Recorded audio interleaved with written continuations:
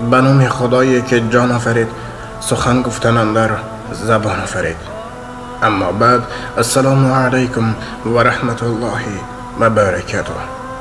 پدران، مادران عالی قدر و برادران، خواهران اهل اسلام،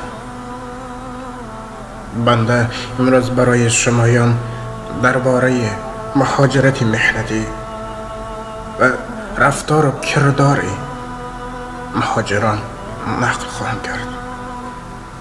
ای برادر، به حرمت خداوند یک لحظه به خود سوال ده.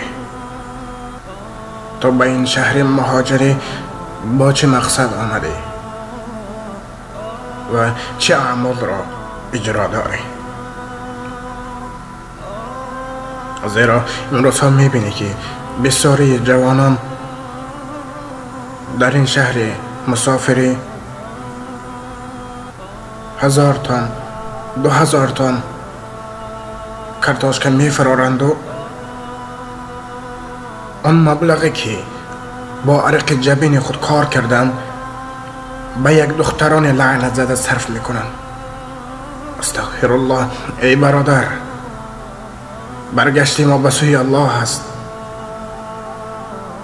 و حال از حال پدر و مادر خود به یاد دار. این چه روزی است که مرد مسلمان برادر مسلمان خود را در شهر مسافری پست میزند و با محل پرستی یعنی ناتسیستی آبرو میگیرد. یکی میگوید تو ازبک و دیگری میگوید من تاجیک. اما برای الله فرق نیست تاجیک تو یا که ازبک یا که قزاق. الله مهربان در قرآن کریم میگوید، یعنی در بسیار سوره ها میگوید که بنده مسلمان باید انسان باشد، یعنی شریعت اسلام را بجا آورد. اسلام محل پرست را نفرت دارد. و امروز ها بسیار برادران هستند که با رباخوری یعنی پرسنت خوری نام خود را پس میزنند. حق یتیم و ناچار را میخورند و باز در اتومبیل های زمانوی سر خود را بلند کرده میگرند.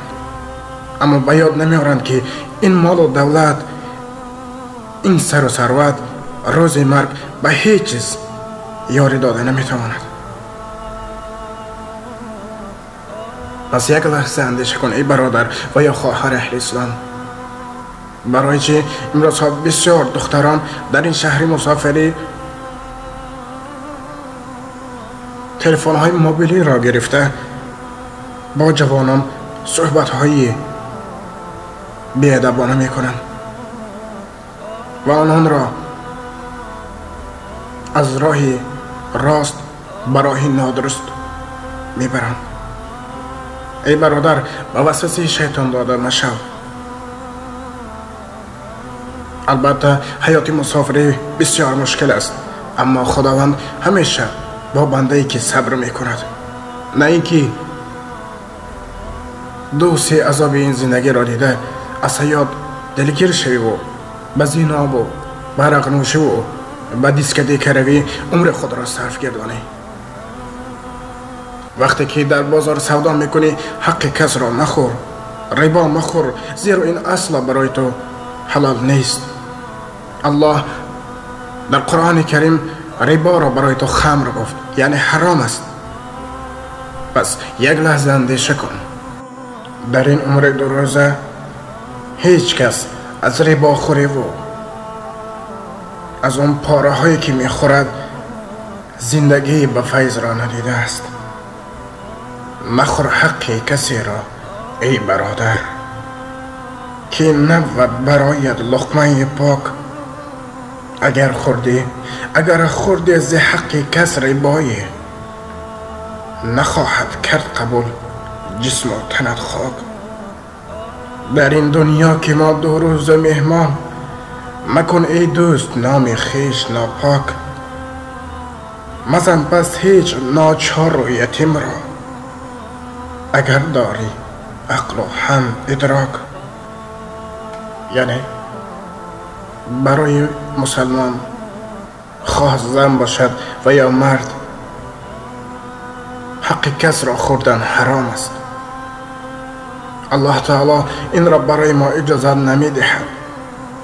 اگر خوردی ز حق کس ربایه، یعنی اگر از حق کسی ربا خوردی، یعنی پرسنت گرفتی، نخواهد کرد قبول جسم و تنت خاک. یعنی اون تنهی که از پرسنت از ربا خوری به وای رسید و خود را سیر کرد، زمین قبول کردن نمی تواند. استغفر الله. یک لحظه آگاه باش ای برادر و یا خواهر اهل اسلام. البته در بین ما و شما بسیارند شخصانی که میگویند گوری ما و دیگر و گور تی دیگر. لیکن یک نظر به این دنیا کن.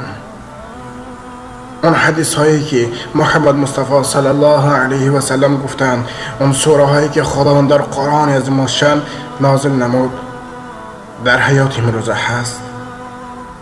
پس یک لحظه اندیشه کن.